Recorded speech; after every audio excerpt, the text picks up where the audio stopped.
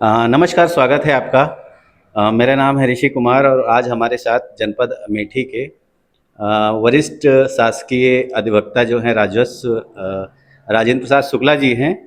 और आइए हम बात करते हैं, इस समय उत्तर प्रदेश में बार काउंसिल का चुनाव हो रहा है 2025 का। उसके बारे में हम बात करेंगे शुक्ला जी से। तो शुक्ला जी, बताइए कि ये जो बार काउंसिल का चुनाव है 2025 का, उसकी प्रक्रिया कब है और दूसरा अमेठी ज़िले में ये कब होने वाला है? देखिए, आपको बहुत बहुत धन्यवाद। आपको स्पष्ट बता दें कि माननीय सुप्रीम कोर्ट के आदेश से bar council of Uttar Pradesh का चुनाव होने जा रहा है। जी। इसकी प्रक्रिया चूँकि bar council of Uttar Pradesh द्वारा जारी कर दी गई है।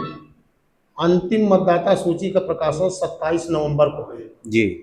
और चूँकि हम आप अमेठी जनपद से अटैच हैं, अमेठी जनपद के अधिवक्ता हैं, इसलिए अमेठी जनपद में प्रथम चरण में 16 और 17 जनवरी को चुनाव है। जी। इसमें पूरे प्रदेश में जी। 25 अधिवक्ता बार काउंसिल ऑफ के मेंबर चयनित होते हैं।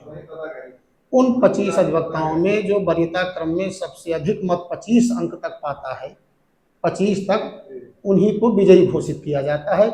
यह बार काउंसिल ऑफ इंडिया और bar council of Uttar Pradesh के संयुक्त कानून द्वारा निर्धारित किया गया है। दूसरा चीज़ ये बताइए सर, इसकी प्रक्रिया क्या है? प्रक्रिया यह है कि आप संपूर्ण उत्तर प्रदेश के किसी भी बार के मेंबर हो सकते हैं। जी। उस बार के मेंबर होने के बाद आप द्वारा बार काउंसिल ऑफ इंडिया और उत्तर प्रदेश बार काउंसिल में आपका रजिस्ट्रेशन हो। जी। मतदाता सूची में कहीं न कहीं किसी जनपद में किसी बार एसोसिएशन में बार काउंसिल के द्वारा आपका नाम संचित किया गया, उसमें रखा गया हो, जी। तब आप bar council of Uttar Pradesh के मेंबर के प्रत्याशी हो सकते हैं। अच्छा सर, ये बताइए कि इनका कार्यकाल कितना होता है? कार्यकाल 5 साल के लिए है इनका। जी। जब चुनाव होता है, जो पिछला चुनाव 2018 में हुआ था, जी। लेकिन कतिपय कारणों से यह चुनाव कुछ समय विलंब से इसलिए हो रहा है कि सीओपी जारी करने में bar council of Uttar Pradesh को थोड़ा समय इसलिए लगा कि हमारे नौजवान अधिवक्ता और पुराने अधिवक्ताओं के रिकॉर्ड के मिलान में जो सत्यापन की स्थिति बनी, जी। उससे कुछ विलंब हुआ, इसलिए कुछ विलंब से चुनाव हो रहा है। निर्धारित समय कार्यकाल 5 साल का है। अच्छा, ये बताइए कि सर इसके कार्य क्या है, मतलब अधिवक्ताओं के लिए ये कौन कौन से काम करता है? ये एक संस्था है bar council of Uttar Pradesh. जी।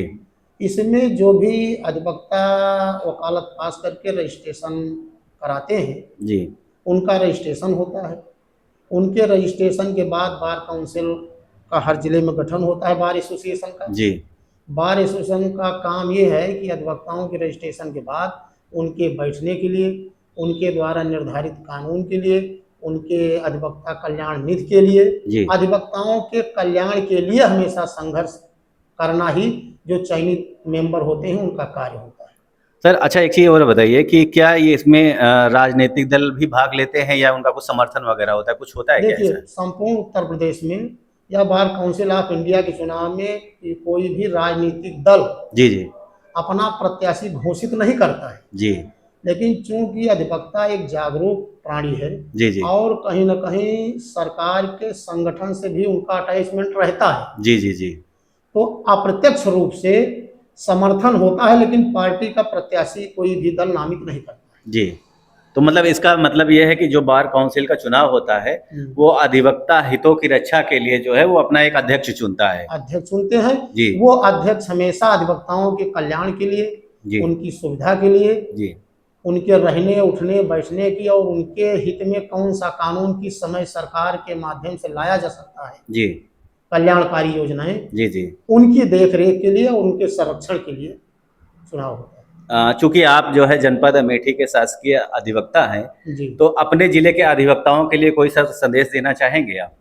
अधिवक्ताओं के लिए संदेश है, बुजुर्ग अधिवक्ताओं के लिए और नौजवान साथियों के लिए, कि वो जिनका सीओपी नंबर अभी ना आया हो, बार काउंसिल से संपर्क करके अपना सीओपी नंबर प्राप्त कर लें। जी। और जो मतदाता सूची 27 नवंबर को प्रकाशित होगी, उसमें उनका नाम रहेगा। जी। तो मतदान करने के अधिकारी रहेंगे। जी। संजोग यह अच्छा है कि अमेठी आ से संबंधित है, पहला अक्षर है। जी। इसलिए अमेठी में 16 और 17 जनवरी को चुनाव है। जी। सारे अधिवक्ता बंद, जितने भी संपूर्ण जनपद के अधिवक्ता हैं उनसे मेरी गुजारिश है, उनसे मेरा निवेदन है कि चूंकि यह अधिवक्ताओं का चुनाव है और इस मतदान से आपके भाग्य और आपके कानून और आपकी सहभागिता पूरे प्रदेश में सुरक्षित होती है, इसलिए बढ़ चढ़ करके इस चुनाव में हिस्सा लें और मतदान करें।